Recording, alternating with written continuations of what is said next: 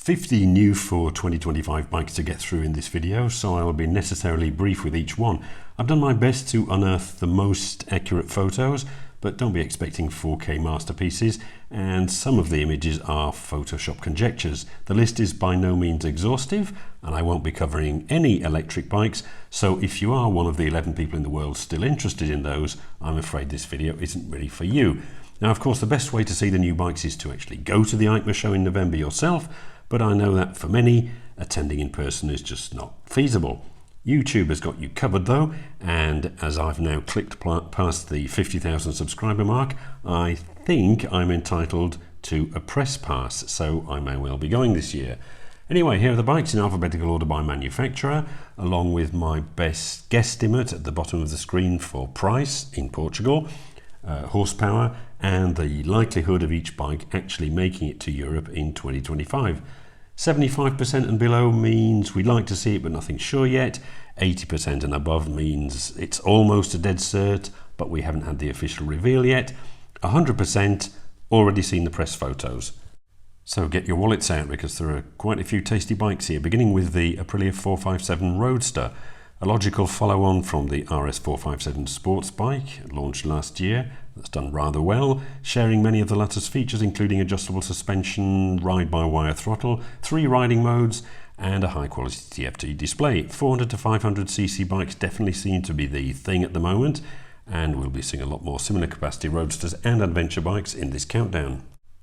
After the sales flop that was their 752S, good looking but rather on the heavy side, Benelli are looking to make amends with this larger capacity twin cylinder roadster. Features a 904cc liquid cooled parallel twin delivering around 106 horsepower, significantly outperforming its predecessor, and it includes high quality components like Brembo brakes and adjustable Marzocchi suspension, all with a Chinese price tag.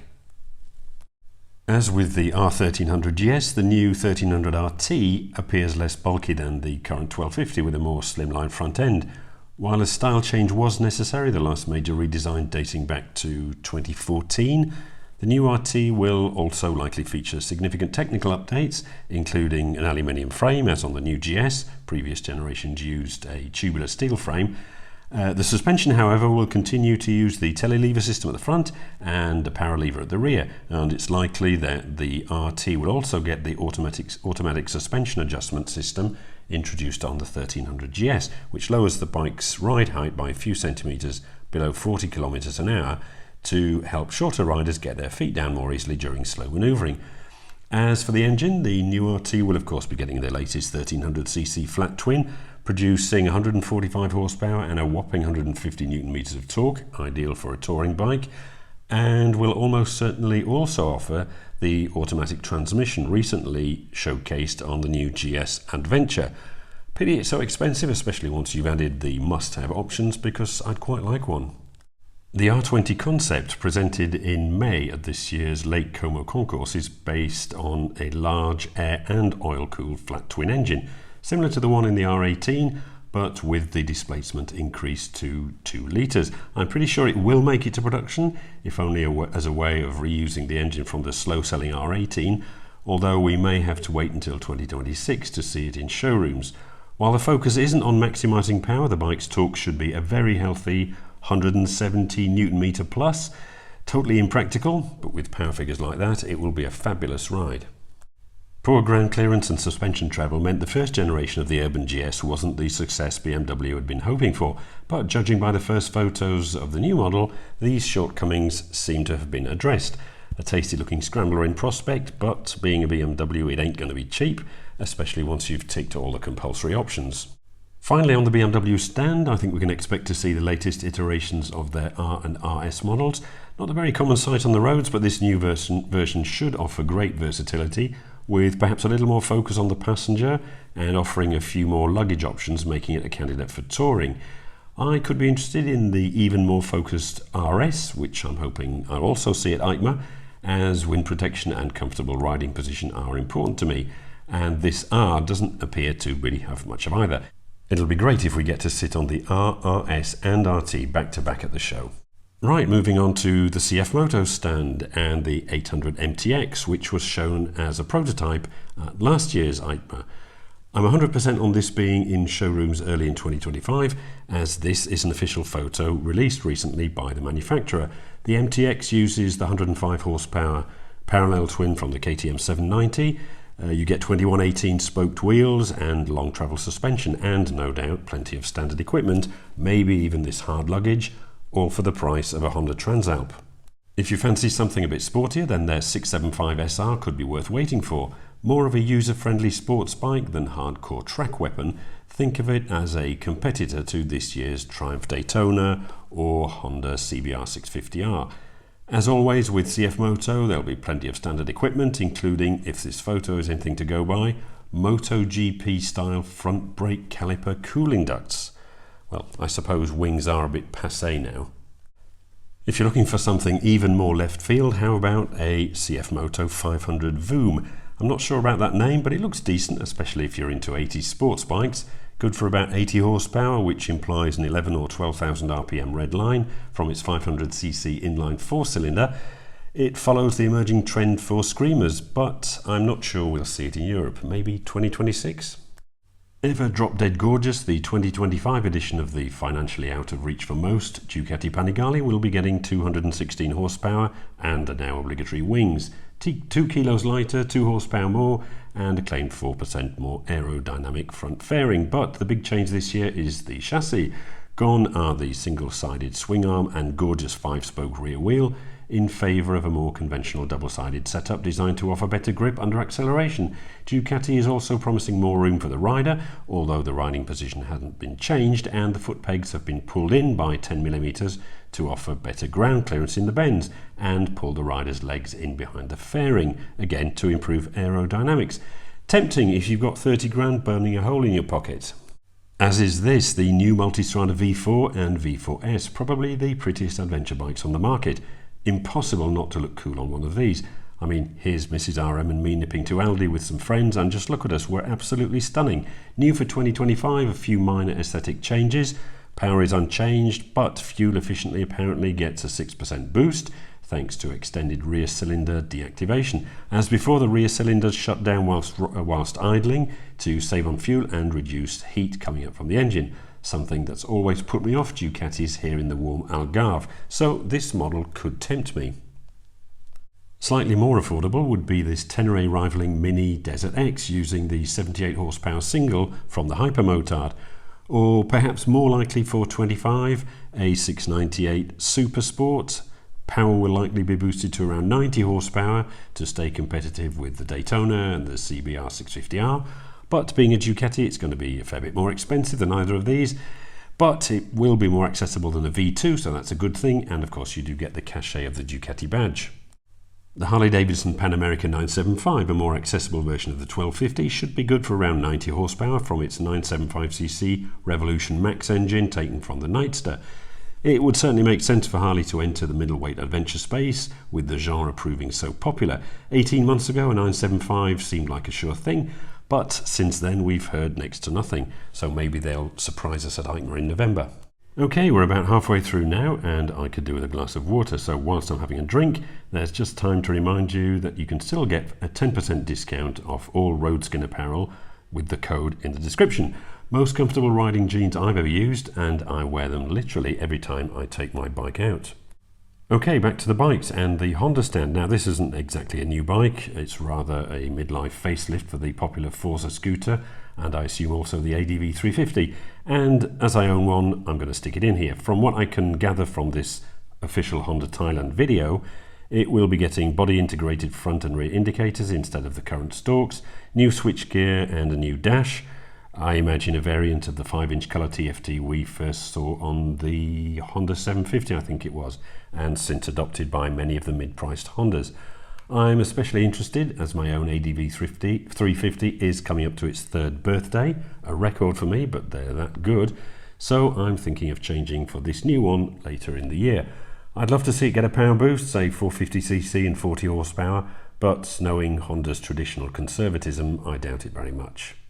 They do, however, want in on the 400 scene and will likely be bringing us a CB400 to compete with the likes of the Triumph Speed and the Royal Enfield Guerrilla, which I hope to be testing soon. It's easy to see why manufacturers are downsizing. Registrations of 1000cc bikes and above in the UK, for example, between January and August this year are 23% down on the same period last year, and Triumph's continued strong performance is largely attributable to the success of their 400s.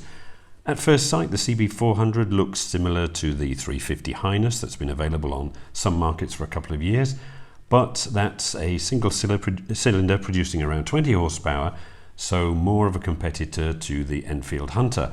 This 400 will get a rather unusual 4-cylinder 400cc engine and e-clutch transmission, making it pretty much a unique offering. The only question is whether it will make it as far as Europe. Moving up the power ladder to another competitor to the Triumph Daytona and Suzuki GSX 8R, a sports bike based on the very successful Hornet 750. It certainly makes sense for Honda to make the most of the platform, add a half fairing, relatively comfortable looking clip-ons, and maybe a tweaked fork angle, and hey presto, you've got yourself a sports bike for not that big of an investment. Not really my style of bike anymore, but the more bikes we have to choose from, the better, so good on you, Honda. So onto their litre bikes now. First, the Hornet 1000, which they've been promising us for at least a year. E-clutch compatible, 4 cylinders, 150 horsepower, and very competitively priced. It should sell better than the slightly left field CB1000R Neo Sport Cafe. I just hope that they haven't cheaped out too much on the suspension. Potentially more exciting for me would be an X version to take on the likes of the Versys 1000 and the Suzuki GSX S1000 GX XSG. The Japanese press are saying it's a dead cert, so fingers crossed, but again, give us some decent suspension, Honda. Next, and this is more of a rumour than a prediction, but a little bird has told me that there's an uprated or facelifted Transalp around the corner, designed to address the shortcomings of the original, namely tubeless rims, cruise control, and a revised dash that can display important things like fuel range rather than the inexplicable grip angle. Now, Honda is traditionally conservative and reactive rather than proactive, and I don't blame them. When you're selling bikes by the million, you have to get it right. But I enjoyed my year with the Transalp, which you can see here, and a couple of tweaks would see a good bike become a truly great one. So fingers crossed for 2025. Another manufacturer looking to get a slice of the action in the 4 to 500cc market is Kawasaki. Launched 2 years ago, their Z650RS has been a big hit, so they could well bring us this smaller capacity variant to take advantage of the current trend for 4 to 500cc retros, like the runaway successes that have been the Triumph 400s. And it would require a fairly modest investment, involving basically just a makeover of their existing Z500. Or maybe a tall rounder version in the form of a Versys 500, which would make a tempting alternative to the ubiquitous Honda CB500X stroke NX500 as it's now called. Same price, weight, power, etc., but perhaps with a slightly zippier feel to the engine and arguably better looks. Tired with the convenience of petrol? How about a hydrogen-powered bike? Well, you have to admire their nerve for publishing these photos, and I know that progress comes through innovation and creativity, but hydrogen is the least dense gas there is, so a 25-litre tank can only hold about 1 kilo at a pressure of 700 bars. Not sure I'd want to be sitting behind that. And words like Hindenburg also come to mind, but hey, petrol is flammable too, and Kawasaki's engineers wouldn't be wasting time and money on the project if they didn't believe there was some future in hydrogen, so good luck to them. Now, I'll be perfectly honest with you, my heart always sinks a little bit when I have to talk about KTMs. I don't know why, but I've never really gelled with them. They're too pointy, too orange, and too unreliable, but I'm probably just not their target audience. If you are, then you'll be giddy with excitement at the imminent arrival of this 990R, 125 horsepower, and over 100 Newton meters of torque. It should be a riot. According to KTM, the clip-ons will give it a riding position somewhere between the relatively comfortable Aprilia RS660 and the sporty Panigale V2. 125 horsepower not enough? Well, how about 190 in the form of the 1390 GT? Respectable power in a car, but this will probably weigh around 240 kilos wet, or about 6 times less than a car. Now, I've ridden the old 1290 with its lowly, 177 horsepower, and the acceleration at full song was already, well, terrifying, so I can only imagine what this new model's going to be like. Unfortunately, the only KTM dealer in the Algarve never has demo bikes available, so imagine is all I'll be able to do. The California 1380 was dropped from Moto Guzzi's lineup in 2020 due to increasingly strict emissions regulations, but they renewed the trademark rights on the name in the USA back in March this year. Its most obvious competitor in Europe would probably be the BMW R18, but there's also Indian and Harley, of course. We've seen the sport touring Mandello and the adventure style Stelvio, another revived name from Moto Guzzi's past, so a V100 based California makes a lot of sense. Now, the first photos of this Moto Morini 1200 Escape, or Gran Passo as it's sometimes called, surfaced 2 years ago, but since then we've not heard a great deal, which is a shame because the spec sheet looks quite tempting. 4 rider modes, active cruise control, blind spot monitoring, quick shifter, cornering ABS, 7-inch colour dash. You're basically getting a Tiger 1200 for the price of a Tiger 900. The problem with bikes assembled in the Far East is, at least for the moment, dealer service, parts availability, and most of all, residual values. More often than not, what you save when you buy, you lose when you sell. After what seems like years of teasing us with spy shots and images of prototypes, Royal Enfield say they're finally ready with their 650 Scrambler, based on the Interceptor platform but with longer travel suspension, a 19-inch front wheel and semi-knobbly tyres. It certainly looks the part. But then they always do. Great looks, great names and a great price. The problem is that every Enfield I've ever ridden always leaves me feeling underwhelmed. Too much weight, too little power. But hey, you never know, this might be the one that finally converts me to the brand. As we've seen, smaller capacity bikes seem to be the flavour of the year, and Suzuki definitely has a gap to fill between their 125, the aging SV650 and the sportier 8S. So here you go, a 5S powered by a brand new parallel twin, pushing out, no surprise, 48 horsepower. Suzuki doesn't actually have such an engine yet, but if they do decide to go ahead with manufacturing, we could also be seeing a V-Strom 500, GSX R 500, and maybe even an Intruder 500.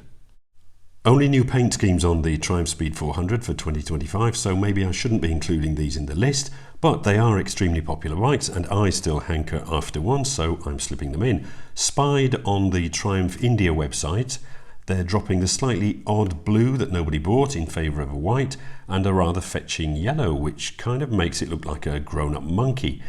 I applaud Triumph for bringing out these wackier colour schemes. In fact, in a customer satisfaction survey I received from them last week to mark 6 months with my Tiger, one of the questions was, what colours would you like to see more of in the Triumph lineup? So well done. That said, I don't think there are any changes to the 400X, but we could well be getting a Thruxton 400. Yes, I know, like with the Daytona a few months ago, another hallowed name from the past is sacrificed on the altar of marketing, but objectively it looks good. This is just a mock-up, but if it does end up looking anything like this, Triumph will probably have a winner on their hands. At around 6,500, 7,000 euros, I'm sure they'd sell a lot more of these than the Thruxton 1200 or Speed Triple RR, for example. Right, on to the Speed Twin 1200 RS. You knew this was coming, didn't you? I posted a whole video on the eagerly anticipated 1200 RS a few days ago following Triumph's announcement. Link in the top right now. Regular viewers to the channel know that I owned a 2021 and loved it, so I was very keen to find out more about this new version. Good stuff. Öhlins rear shocks, quick shifter, IMU with cornering ABS, cruise control and an extra 5 horsepower. Nice. Except the 5 horsepower is only achieved by allowing the engine to rev higher, and on the Speed 1200 you never go anywhere near the red line anyway. They've only been able to squeeze the quick shifter in by moving the foot pegs up and back around 40 millimeters, and as the bars have also been pushed down and forwards, this is in all likelihood going to make for quite an uncomfortable riding position, like on the Thruxton 1200 that they've axed because nobody wanted it. The paint schemes are a bit meh, and worst of all, judging by the comments I've received, they've done away with the beautiful twin clock analog dials on the dash in favour of the single LED LCD dial from the Trident. And to add insult to injury, it's mounted off-centre, which would mess with my OCD. Oh yeah, and the price of the bike has gone up to over 17,000 euros. I don't quite understand their mindset, but we'll see. You know, I like Triumphs. I've owned half a dozen, benefit of the doubt and all that. Let me test ride the bike first. Another bike that everyone seems to have been talking about for months, but apparently this time it's definitely coming. Based on the recent XSR 900 GP, probably tuned for a bit more top-end power, similar overall line to the R1, toned down to suit road riding. As the most powerful road legal sports bike currently in Yamaha's lineup is the R7 with its 74 horsepower.